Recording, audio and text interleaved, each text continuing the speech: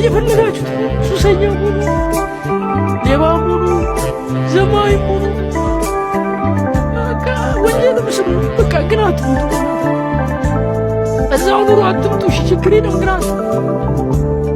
እዛው ቅሩ፣ በቃ ችግር የለም ምንም አትላም፣ ችግር የለም ግን አትሙቱ። በእናታችሁ ለምዬ እስቲ የጓደኛዬን እናት ብትዋት በቃ ትፈረዱኝ ነበር። ማወራው ነገር ይገባችሁ ነበር። ለምን ይህን ቪዲዮ እንደሰራ ይገባችሁ። እስቲ መለስ ሲበሉና እማዬ እንዴት እንዳሳደገቻችሁ አስቡ። ዓለም ላይ ከእናንተ ነፍስ ውጭ ምንም የሚበልጥባት ነገር የለም እና በእናታችሁ አትሙቱ። ሁሉም ነገር ይቅር። ልብስም አትላኩ፣ ዕቃም አትላኩ፣ አስክሬናችሁንም አትላኩ።